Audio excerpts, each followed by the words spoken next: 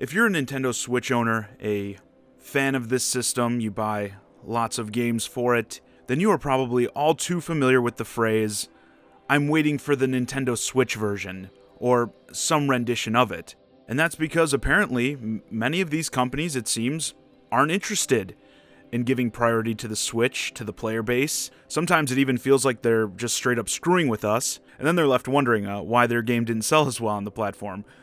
So where is this coming from? You probably already heard recently that Dark Souls Remastered was one such game that appeared to be breaking that common trend, even though it was a remastered game, but it was announced to be releasing on all platforms, including the Switch, on the same day. But that was too much to ask for, wasn't it? No, the Switch version of the game has been delayed. It will come, I don't know, someday. I don't think they gave an actual release date. I think they said, summer sometime, because, well, of course. Now, people will come at me certainly with the same tired lines. Oh, it's harder to develop for the Switch. Wouldn't you rather have a better game that isn't rushed out? Yes, I would, and I'd like to have it on the day it was scheduled to be released. I hate this idea, like I'm supposed to pick one. And this isn't just with Nintendo Switch games, this is like games in general these days. It's like, oh, you want the game to actually come out on the release date they set, or do you want it to not be buggy as hell on release day? I don't know. Why can't we have both? Why is it too much to ask that these companies budget their time and make the games ready for the release dates they set? I don't know. As well as, and this will be part of the key to this whole thing, they need to communicate better with the players. Because this game, Dark Souls, was set to come out in a month. And this isn't like, oh, the Switch version had some hiccups and needs, another month or something. They're giving us this broad summer deal.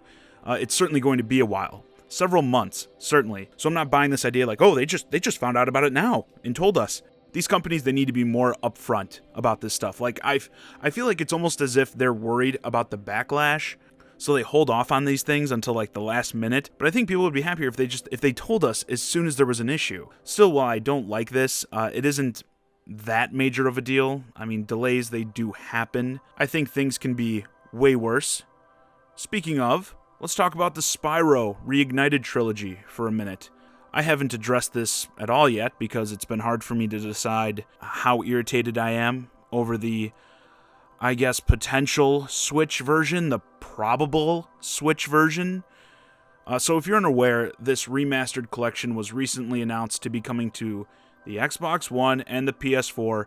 No confirmation of a Switch version because, of course, there wasn't. But then there was this supposed leak, screw up, if you will, over at Nintendo of UK, where they listed the game as being on the Nintendo Switch, which was quickly removed. Beyond all that, the fact that the Crash Bandicoot trilogy is coming to the Switch makes me pretty comfortable in assuming this game will come as well. But again, I have to assume this. I have to rely on rumors, leaks, these screw-ups. Again, garbage tier communication, of course, on the Switch front. Now, many are saying Nintendo themselves may actually be holding the announcement for a Nintendo Direct, perhaps at E3. And I agree, sadly. That may be the case, but it still sucks. Withholding this information only confuses the players, period. People already know about this game. They're not going to be excited when you announce Spyro is actually coming to the Switch during your Direct. No, they aren't going to be excited. They are going to be relieved. They're going to be relieved because you've cleared up the confusion that you yourself caused. Totally stupid. Is it too much to ask for how the recent release of Capcom's Monster Hunter World was handled?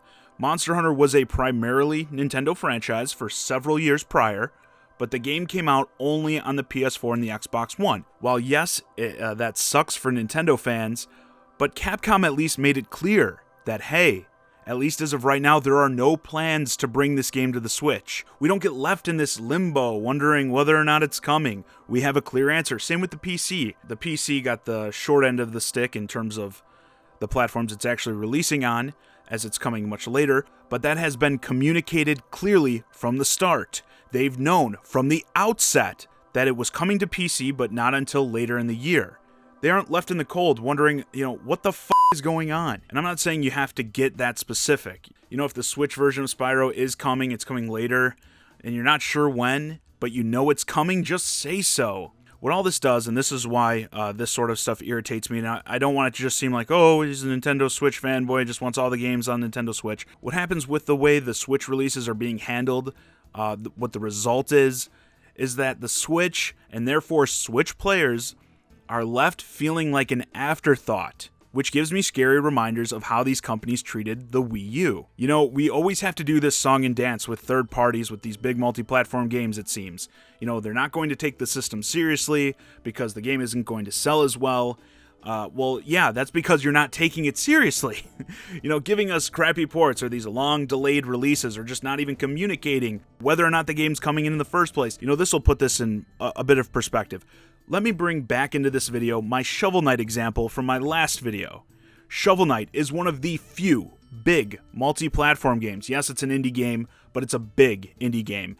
And please let me know if you can think of a better example, because that's also part of the point, that no one does this. An example of a fairly major release that was multi-platform that made Nintendo platforms the priority from the start. It came out on Nintendo first, along with the PC platforms and that, delivered a great experience, and wouldn't you know it, Nintendo players supported this game in a huge way.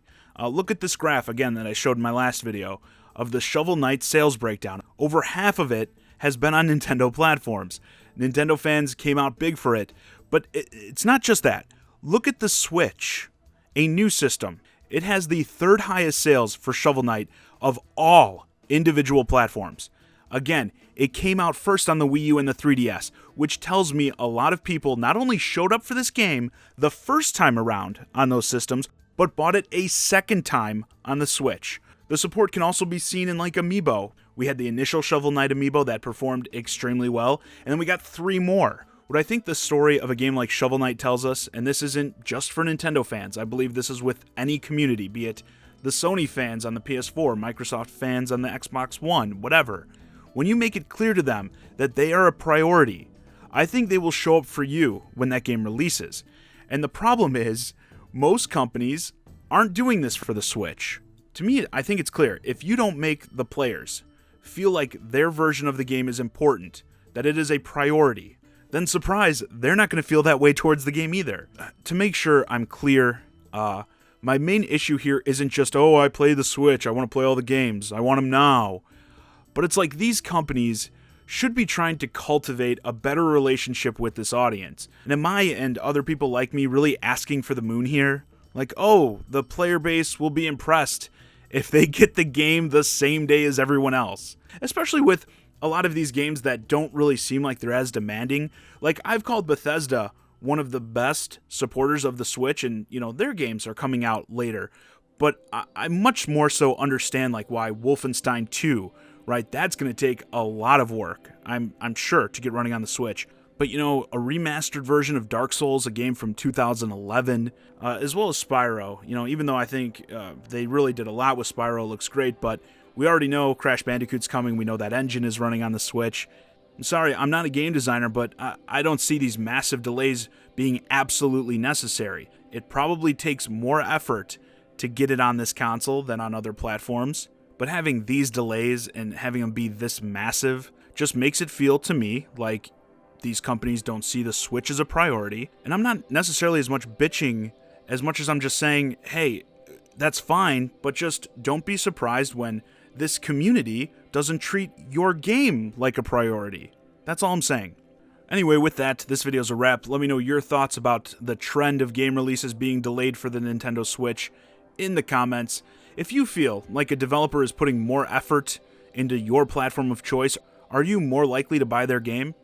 As always, I'm John Zakari, and thanks for watching.